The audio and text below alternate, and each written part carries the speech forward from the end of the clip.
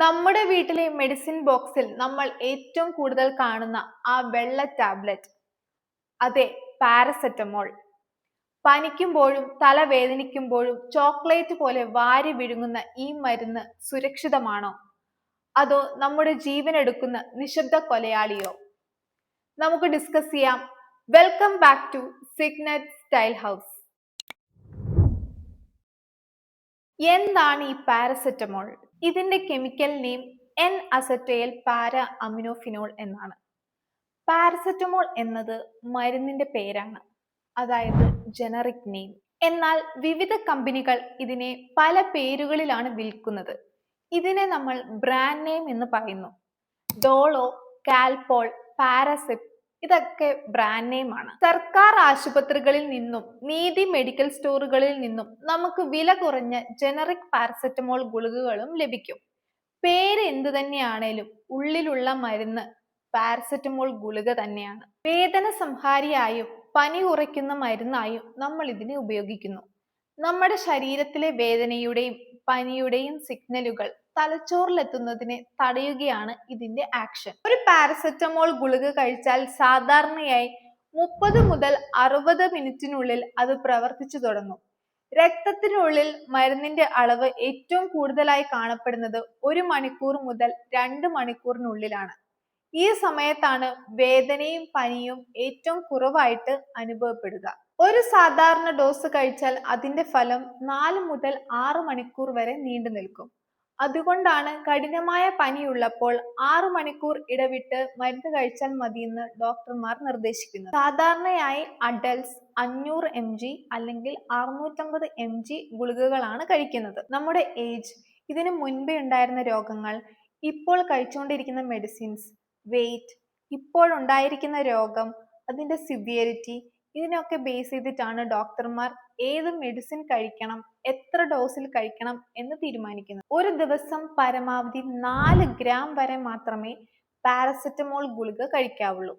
650 mg ആണെങ്കിൽ 6 ഗുളികകളും 500 mg ആണെങ്കിൽ 8 ഗുളികകളും മാത്രമേ ഒരു ദിവസം കഴിക്കാവുള്ളൂ. 2 ഡോസുകൾക്കിടയിൽ കുറഞ്ഞത് 4 മുതൽ 6 മണിക്കൂർ വരെ ഇടവേളയും ഉണ്ടായിരിക്കണം. കുട്ടികൾക്ക് മരുന്ന് നൽകുമ്പോൾ അവരുടെ പ്രായത്തെക്കാൾ ഉപരി വെയിറ്റ് നോക്കിയാണ് ഡോസ് നിശ്ചയിക്കേണ്ടത്. സാധാരണയായി 1 കിലോ ഭാരത്തിന് 10 മുതൽ 15 mg വരെയാണ് കണക്ക്.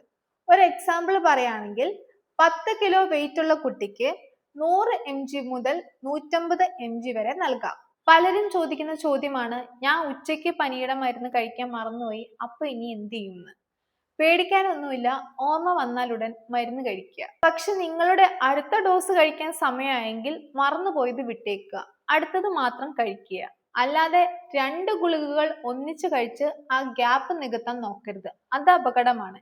എപ്പോഴും 2 ഗുളികകൾക്കിടയിൽ 4 മുതൽ 6 മണിക്കൂർ വരെ ഗ്യാപ്പ് ഇടാൻ നോക്കണം. പാരസെറ്റമോൾ സാധാരണയായി സുരക്ഷിതമായ ഒരു മരുന്നാണെങ്കിലും ഇത് മറ്റു മരുന്നുകളുടെ കൂടെ ചേർന്ന് ഗുണത്തേക്കാളേറെ ദോഷം വരുത്തിയേക്കാം. ഇതിനെയാണ് നമ്മൾ ഡ്രഗ് ഇന്ററാക്ഷൻ എന്ന് പറയുന്നത്. ജലദോഷത്തിനോ മറ്റോ കഴിക്കുന്ന മരുന്നുകളിൽ നേരത്തെ തന്നെ പാരസെറ്റമോൾ അടങ്ങിയിട്ടുണ്ടാവാം. അപ്പോൾ വീണ്ടും പാരസെറ്റമോൾ കഴിക്കുമ്പോൾ അത് ഓവർ ഡോസിന് കാരണമാകാം. അതുപോലെ ഹൃദ്രോഗത്തിനോ അപസ്മാരത്തിനോ TBക്കോ മരുന്ന് കഴിക്കുന്നവർ പാരസെറ്റമോൾ കഴിക്കുന്നതിന് മുൻപ് നിർബന്ധമായിട്ടും ഡോക്ടറെ കൺസൾട്ട് ചെയ്യുക. എപ്പോഴും നിങ്ങൾ കഴിക്കുന്ന മറ്റു മരുന്നുകളെ കുറിച്ച് ഡോക്ടറോട് സംസാരിക്കുക. പാരസെറ്റമോൾ കഴിക്കുന്ന സമയത്ത് മദ്യം ഒഴിവാക്കുക, ഇത് ലിവറിനെ ഗുരുതരമായി ബാധിക്കും. മരുന്ന് കഴിച്ചിട്ടും 3 ദിവസത്തിൽ കൂടുതൽ പനി നീണ്ടു നിൽക്കുകയാണെങ്കിൽ സ്വയം ചികിത്സ ഒഴിവാക്കി ഡോക്ടറെ കൺസൾട്ട് ചെയ്യുക. പലരും ചോദിക്കാറുണ്ട്, ഡോക്ടറിന്റെ പ്രിസ്ക്രിപ്ഷൻ ഇല്ലാതെ പാരസെറ്റമോൾ വാങ്ങുന്നത് നിയമപരമാണോ എന്ന്. 1945 ഡ്രഗ്സ് ആൻഡ് കോസ്മെറ്റിക് നിയമത്തിലെ സ്കെഡ്യൂൾഡ് K പ്രകാരം പാരസെറ്റമോൾ ഓവർ ദി കൗണ്ടർ മരുന്നായി കണക്കാക്കാം. 500 mg വരെയുള്ള പാരസെറ്റമോൾ പനിക്കും വേദനയ്ക്കുമായി 5 ദിവസം വരെ സ്വയം ഉപയോഗിക്കാൻ നിയമം അനുവദിക്കുന്നുണ്ട്. ഡോസ് കൂടിയാൽ എന്ത് സംഭവിക്കും? കരളിനെ ഇത് പൂർണ്ണമായി തകർക്കും. ലിവർ ടോക്സിസിറ്റി അഥവാ കരൾ വീക്കം വന്ന് മരണം വരെ സംഭവിക്കും. കഴിഞ്ഞ ദിവസം കേരളത്തിൽ നടന്ന വളരെ വേദനാജനകമായ ഒരു സംഭവം നിങ്ങൾക്ക് ഓർമ്മ കാണും. തലവേദനയ്ക്ക് അമിതമായി പാരസെറ്റമോൾ കഴിച്ച ഒരു പെൺകുട്ടിക്ക് കരൾ മാറ്റിവെക്കേണ്ടി വരികയും ഒടുവിൽ ജീവൻ നഷ്ടപ്പെടുകയും ചെയ്തു.